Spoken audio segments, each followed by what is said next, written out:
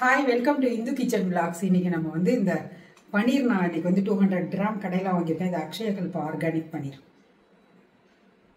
ஆனால் இது வந்து 140 rupees. நம்ம வீட்டிலே செஞ்சோன்னா இதோட கொஞ்சம் கம்மியாக தான் ஆகும். பட் நான் இதை கடையில் வாங்கிட்டேன். நான் அடுத்த தடவை வீட்டில் செஞ்சுப்பேன். இப்போ வந்து நம்ம அதை வச்சு ஒரு பன்னீர் புர்ஜியும் தேங்காய் பால் சாதமும் தான் இன்றைக்கி நான் வந்து லஞ்சுக்கு பண்ண போகிறேன். டெய்லி குழம்பு, ரசம், 2 பொரியல் அப்படின்னு பண்ணுறதுக்கு இன்றைக்கி தயிர் பச்சடி, வெள்ளரிக்காய், அதோட இந்த பன்னீர் புர்ஜி, தேங்காய் பால் சாதம். வாங்க எப்படி பண்ணலான்னு பார்க்கலாம். என்னோட சேனல் பிடிச்சிருந்ததுன்னா கண்டிப்பாக சப்ஸ்கிரைப் பண்ணி லைக் பண்ணுங்கள், என்னோட ஃபாலோ பண்ணுங்கள். நான் நிறையா ஹெல்த்தியான ரெசிபிஸ்லாம் இதில் ஆட் பண்ணுறேன். நம்ம வெங்காயத்தை நல்லா பொடி பொடியாக கட் பண்ணிக்கலாம்.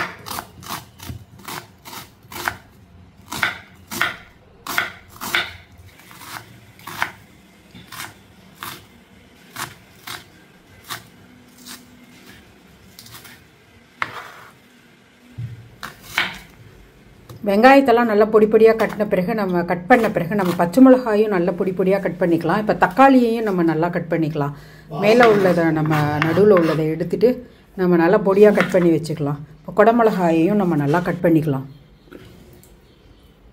இவ்வளோ பொடி பொடியாக கட் பண்ணி வச்சுருக்கேன். பன்னீரை நம்ம துருவிக்கலாம் அப்புறமா. இப்போ நம்ம ஒரு கடாயில் நல்லா 2 டேபிள் ஸ்பூன் அளவுக்கு எண்ணெய் ஊற்றிக்கோங்க. ஜீரகம் ஒரு 1/2 டீஸ்பூன் தாளிச்சிக்கலாம். இப்போ கட் பண்ண பச்சை மிளகாயை போட்டுக்கலாம். அதை கொஞ்சம் வதக்கின பிறகு நம்ம வெங்காயத்தை போட்டுக்கலாம். நல்லா பொடி பொடியாக கட் பண்ண வச்சு வெங்காயம் 2 இருக்குது. அதை நம்ம போட்டுட்டு நல்லா வதக்கிக்கலாம். கலர்லாம் நல்லா மாறுற அளவுக்கு வதக்கிக்கோங்க. வதக்கிட்டு நம்ம 1 டீஸ்பூன் அளவுக்கு உப்பு சேர்த்துக்கலாம். உப்பு கலந்த பிறகு நம்ம வந்து நல்லா அது வதங்கிடும் வெங்காயம். ஆனால் ஒன்றுக்குமே வதங்கிறதுக்கு ஒரு 3 minutes 4 minutes ஆகும். பொறுமையாக தான் செய்யணும். எடிட்டிங்கில் எல்லாத்தையும் கட் பண்ணி போட்டுருவோம் சீக்கிரமாக போடுறதுக்காக. 7 minutes வேலை யாரும் பார்க்க போகிறா அதனால். ஆனால் வதக்கும் பொழுது கொஞ்சம் டைம் எடுக்கும். பட் ஈஸி தான். இப்போ இஞ்சி பூண்டு பேஸ்ட்டு அது நம்ம 1 டேபிள் ஸ்பூன் அளவுக்கு சேர்த்துக்கோங்க. இதுக்கு அந்த ஃப்ளேவர் நல்லாயிருக்கும். கசூரி மேத்தியும் சேர்த்து போடலாம். நான் போடலை இன்றைக்கி, கசூரி மேத்தி போடலை. ஆனால் இதுக்கு கசூரி மேத்தி வந்து நல்ல ஃப்ளேவர்ஃபுல்லாக இருக்கும். இப்போ இஞ்சி பூண்டு பேஸ்ட்டு நல்லா போட்டு நம்ம அதோட ரா ஃப்ளேவர் போன பிறகு நல்லா பச்சை வாடை போகணும். அதுக்கப்புறமா நம்ம பொடியாக கட் பண்ண தக்காளியெல்லாம் சேர்த்துக்கலாம். இந்த தக்காளியை சேர்த்து நல்லா வதக்கிட்டு நல்லா கலந்து மிக்ஸ் பண்ணிவிட்டு நம்ம மூடி வச்சிங்கன்னா ஒரு 5 நிமிஷத்தில் அது வந்து நல்லா வதங்கி நல்லா சாஃப்டாகிடும். அதுக்கப்புறமா தான் நம்ம மசாலா பொடியெல்லாம் சேர்க்கணும்.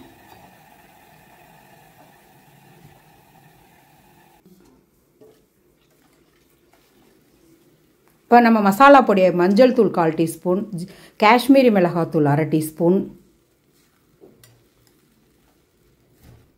அப்புறம் சிவப்பு மிளகாய் தூள் 1 டீஸ்பூன் அல்லது 3/4 டீஸ்பூன் அளவுக்கு சேர்த்துக்கோங்க. காரத்துக்கு தகுந்த மாதிரி அதை அட்ஜஸ்ட் பண்ணிக்கலாம். ஏன்னா நம்ம பச்சை மிளகா வேற போடுறோம், மிளகுத்தூளும் போடுவோம். ஸோ கொஞ்சம் காரம் இருக்கலாம். அதனால் நம்ம வந்து கொஞ்சம் கம்மியாகவே போட்டுக்கலாம். நீங்கள் நிறையா செஞ்சிங்கன்னா கூட போட்டுக்கோங்க. இல்லைன்னா இதெல்லாமே நம்ம அட்ஜஸ்ட் பண்ணி தான் ஆகணும். கரம் மசாலா தூள் ஒரு 1/2 டீஸ்பூன் போட்டுக்கலாம். அப்புறம் ஜீரகத்தூள் 3/4 டீஸ்பூன் போட்டுக்கலாம். 3/4 to 1 டீஸ்பூன் கூட போட்டுக்கலாம். இப்போ பெப்பர் மிளகுத்தூள் அது ஒரு 1/4 டீஸ்பூன் போட்டுக்கலாம். பிடிக்கும்னா நீங்கள் 1/2 டீஸ்பூன் போட்டுக்கோங்க. நான் ஒரு 1/4 டீஸ்பூன் தான் போட்டிருக்கேன். நல்லா மிக்ஸ் பண்ணிவிட்டு அரை கப் அளவுக்கு தண்ணி விட்டுக்கலாம். அப்போ தான் அந்த மசாலாவோட ரா ஸ்மெல், அதாவது அந்த பச்சை வாடையெல்லாம் போகும். போயிட்டு நல்லா திக்காக வரும் பொழுது நம்ம பன்னீரை துருவி வச்சுக்கலாம். நல்லா இதை மூடி வச்சு நம்ம மறுபடியும் வதக்கலாம். ஒரு 2 minutes 3 minutes மூடி வச்சிங்கனாலே அதோட ரா ஃப்ளேவர்லாம் போயிடும். இப்போ மூடியை திறந்து பார்த்திங்கன்னா நல்லா இதாக இருக்கும். அதுக்கப்புறம் நம்ம வந்து இப்போ பன்னீரை துருவிக்கலாம். நான் வந்து பன்னீர் வாங்கினது தான் கடையில். நான் நல்ல பன்னீராக தான் வாங்கியிருக்கேன். பன்னீரை நமக்கு இது வந்து எங்கள் 2 பேருக்கு வந்து 100 கிராம் போதும். நீங்கள் 4 பேருக்கு செய்கிறதா இருந்தால், 5 பேருக்கு செய்கிறதா இருந்தால் 200 கிராம் போட்டுக்கலாம். இது வந்து ஸ்கூலுக்கு லஞ்ச் பேக்குக்கும் நீங்கள் கொடுக்கலாம். இதோட சப்பாத்தி கொடுக்கலாம். நான் வந்து இன்றைக்கி தேங்காய் பால் சாதம் பண்ணியிருக்கேன். இப்போ தண்ணி மறுபடியும் கொஞ்சம் சேர்த்துக்கோங்க. ஏன்னா அது வந்து ரொம்ப திக்காயிடுச்சு. இப்போ நம்ம இப்போ துருவின பன்னீரையும் சேர்த்துக்கலாம். துருவின பன்னீரும் வேகணும். ஒரு 2 to 3 minutes நம்ம அதை நல்லா மிக்ஸ் பண்ணிக்கலாம். வதக்கிட்டு நல்லா மிக்ஸ் பண்ணிட்டீங்கன்னாக்கா இப்போ வந்து குடமிளகாயும் சேர்த்துக்கலாம். நல்லா கலர்ஃபுல்லாக இருக்கும். இப்போ அரிஞ்சு வச்ச கொத்தமல்லி, கருவேப்பிலை இலைகளை போட்டுக்கலாம். கொத்தமல்லி இலை தான் நிறையா போடணும். ஒரு கைப்பிடி அளவு கூட கொத்தமல்லி தழை போட்டுக்கலாம். நல்லா கழுவி சுத்தம் பண்ணிவிட்டு போட்டுக்கலாம்.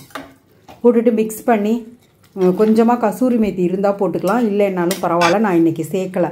சூப்பரான ஒரு பன்னீர் புர்ஜி ரெடி ஆகிடுச்சு. நீங்கள் இப்போ வந்து நம்ம தேங்காய் பால் சாதம் பண்ணிக்கலாம். நம்ம ஒரு குக்கர் எடுத்துகிட்டு நான் குக்கரில் பண்ண போகிறேன். அதுக்கு வந்து நான் 2 விசில் தான் வைப்பேன். ஒரு 20 நிமிஷம் ஊற வச்சுக்கலாம், அவ்வளோதான். ஒரு வெங்காயம் கட் பண்ணி வச்சுருக்கேன், ஒரு பச்சை மிளகா, அவ்வளோதான். பிரியாணி அரிசி 1 கப்பு எடுத்திருக்கேன், 1 டம்ளர் அளவுக்கு. அதை வந்து நம்ம கழுவிட்டு நம்ம ஊற வச்சுக்கலாம். அந்த தண்ணி அப்புறம் யூஸ் பண்ண வேணாம், ஏன்னா தேங்காய் பால் தான் நம்ம சேர்க்க போகிறோம். இப்போ நெய் 1 டேபிள் ஸ்பூன், எண்ணெய் 1 டேபிள் ஸ்பூன் கலந்துக்கலாம். இப்போ முழு கரம், அதாவது பட்டை, கிராம்பு, ஏலக்காய், கல்பாசி, நட்சத்திரப்பட்டை, இதெல்லாம் நம்ம கொஞ்சம் கொஞ்சம் ஒன்று குட்டி குட்டி பீஸ் போட்டுக்கலாம். அதிலே நம்ம பச்சை மிளகாயும் வெங்காயம் சேர்த்து வதக்கிக்கலாம். இப்போ இஞ்சி பூண்டு பேஸ்ட்டும் சேர்த்துக்கலாம். வெங்காயம் வதங்கின பிறகு இஞ்சி பூண்டு பேஸ்ட்டு சேர்த்துக்கலாம். இப்போ புதினா கொத்தமல்லி இலையும் நம்ம சேர்த்துக்கலாம். இப்போ இது நல்லா வதங்கிடுச்சு. இப்போ வதங்கின உடனேயும் நம்ம வந்து தேங்காய் பால் 2 டம்ளர் எடுத்து வச்சுருக்கோம். கிட்டத்தட்ட நான் 3/4 தேங்காய் போட்டிருக்கேன். நல்லா திக்காக தான் நான் எடுத்து வச்சுருக்கேன். 2 கப் அளவுக்கு நம்ம தேங்காய் பால் எடுத்துருக்கோம். இப்போ ஊற வச்சுருக்கிறேன், 20 நிமிஷம் தான் நான் ஊற வச்சுருக்கேன். அந்த அரிசியையும் ஒரு தக்காளி கட் பண்ணி வச்சுருக்கேன், அதையும் சேர்த்துக்கலாம். இப்போ தக்காளியை சேர்த்துக்கங்க. தக்காளி மசிய வேணாம், அது மேலே அப்படியே இருந்தாலே போதும். நம்ம வேகும் பொழுது அது வெந்துடும். குக்கரை மூடி வைக்கும் பொழுது அது விசில் வரும் பொழுது அது வெந்துடும். நம்ம வதக்க தேவையில்லை, தக்காளியை சும்மாவே சேர்த்துக்கோங்க. இப்போ உப்பு பார்த்துட்டு உப்பு ஒரு டீஸ்பூன் அளவுக்கு சேர்த்துக்கலாம். தேவையான அளவு உப்பெல்லாம் நம்ம அட்ஜஸ்ட் பண்ணி தான் ஆகணும். குக்கர் மூடியை போட்டுட்டு நம்ம வெயிட்டையும் போட்டுடலாம். மீடியம் ஃப்ளேம், அதாவது ரொம்ப சிம்லையும் வைக்க வேணாம், ஃபுல்லையும் வைக்காமல் ஒரு மீடியமாக வச்சுட்டு 2 சவுண்டு, அவ்வளோதான். 2 விசில் வந்தோடனே டக்குன்னு நிறுத்திடுங்க. நிறுத்திட்டு குக்கர் ஆவியெல்லாம் போன பிறகு நம்ம திறந்து பார்த்தோன்னா சூப்பராக இந்த மாதிரி உதிராக தேங்காய் பால் சாதம் ரெடி ஆகிடும். நான் ரொம்ப ஃப்ளேவர்ஃபுல்லாக இருக்கும். இந்த பன்னீர் புர்ஜிக்கு ரொம்ப சூப்பராகவே இருக்கும். இது கூடவே நான் தயிர் பச்சடியும் செஞ்சுருக்கேன். இதுதான் எங்கள் வீட்டில் லஞ்சு இன்றைக்கி. என்னோடய சேனல் பிடிச்சிருந்ததுன்னா கண்டிப்பாக சப்ஸ்கிரைப் பண்ணி லைக் பண்ணுங்கள். இந்த பன்னீர் புர்ஜி, பன்னீர் உங்களுக்கு பிடிக்கும்னா நீங்கள் நிறையா கூட சேர்த்துக்கலாம். சூப்பரான சுவையான தேங்காய் பால் சாதம் வித் பன்னீர் புர்ஜி ரெடி ஆகிடுச்சு. செஞ்சு பார்த்துட்டு உங்கள் ஃபீட்பேக்கெல்லாம் போடுங்க. Thank you all. தவறாமல்